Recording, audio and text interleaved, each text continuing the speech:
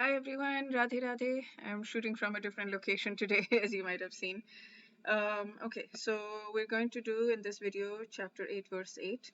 And this is again one of those things. So, I mean, the entire chapter 7 and the pretty much entire chapter 8 so far has been all about bhakti. It's been so clear, meditate upon me. There's this, I totally understand now why Prabhupada is so insistent. This is Bhagavad Gita as it is, because Krishna is very clear. There is no confusion at all anywhere that Krishna is saying, meditate upon me.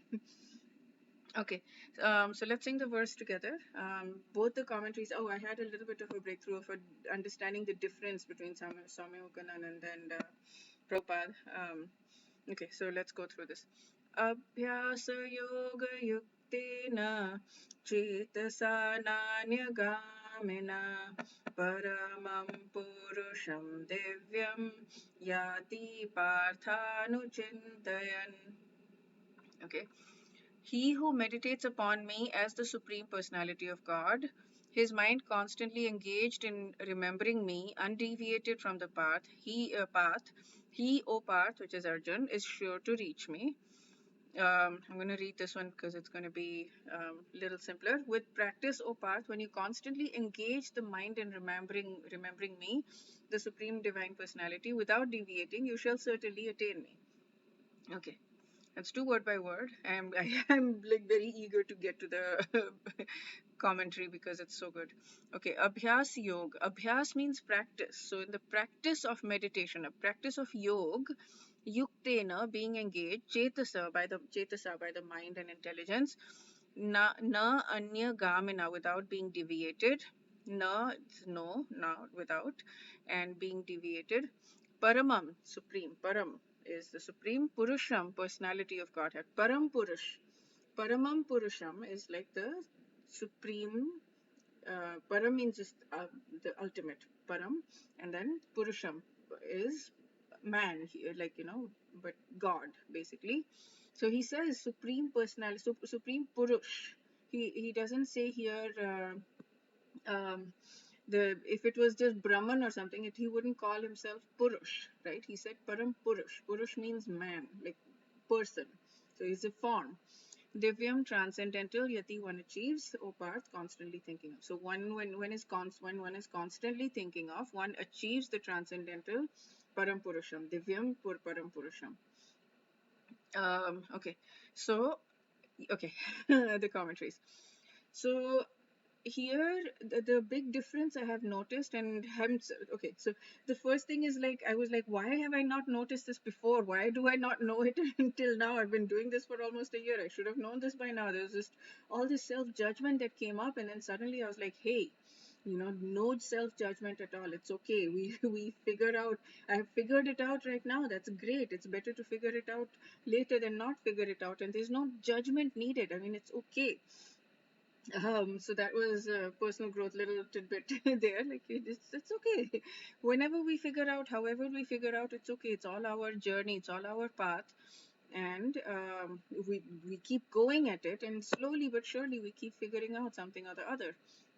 Okay, the difference is that Swami Mukundanand thinks about meditation a lot, meditating on God. So when I'd gone on I've not really explored him too much, but I went on his website, and he did talk about meditation a lot. So they're both Gaudiya Vaishnavs. I'm assuming he's also Gaudiya Vaishnav, because they're Vaishnavs anyways. They're talking about bhakti towards a personal form of God. So that part, they're very clear, they're very similar. And I think they're both Gaudiya Vaishnavas also, because that means that you think that the ultimate ras in which you can love Krishna is the Madhurya ras, which is the lover ras, rather than there are 5 ras. There's the Madhurya ras, which is the lover. There's the Vatsalya ras, which is the parental, like Yashoda Maya and Nand Maharaj had that. And then there's a Sakhya ras, which is his Gopa friends, the male friends. And then there is the Dasya ras, which is the one we usually default to, where we're praying to God and saying, we are your servant, please, you know, engage us in your service. And then the last one is Shantaras, which I don't know much about. It's just, I think, the Brahman Jyoti, like just peace. Shanti means peace. So Madhurya Ras is the ultimate one. That's what Gaudiya Vaishnavas believe, and I think that's what Swami Kundanan believes as well. But the difference is that Prabhupada thinks about the chanting of the Mahamantra as cleansing the mind. So we're both Swami Kundanan is also talking about meditating upon God always, but he's talking about just meditation, and Prabhupada is adding a step to that meditation. We are thinking about God, and we are chanting Hare Krishna, Krishna Krishna, Hare Hare, Hare Ram, Ram Ram, Hare Hare. So that is the difference. And we're following what Chaitanya Mahaprabhu brought. That's what the only thing he's ever written is the Sankracharya, and that's all he talked about was the chanting of the holy names. So we're following Chaitanya Mahaprabhu, and he also Swami Kundanand has referred to Chaitanya Mahaprabhu many times, but not the chanting aspect. So when I went to the Prem Mandir in Vrindavan also, they were not chanting. They were bhajans that were playing, but they were not chanting. In ISKCON temples, they're always chanting because that's the core. That's how we Cheto Darpana Marjanam from Shikshashtakam. That's how we cleanse the mirror of the heart. Okay. So he's talking about Prabhupada here is talking about the importance of remembering him by chanting the Mahamantra, and we're engaging the ear, tongue, and mind, and it's very easy to practice. It's not easy to think about God while doing it because many times I'm like, I'm looking at the time, like, I want this, when is this going to end? Is this half done? Is this quarter done? Like, so yeah, it's easy to say the words, and slowly when you do that, you'll start to feel it as well. You'll start to feel the faith, and you'll start to feel the joy and the bliss that we're all Anandambati Vardhanam, right? The expanding ocean of bliss.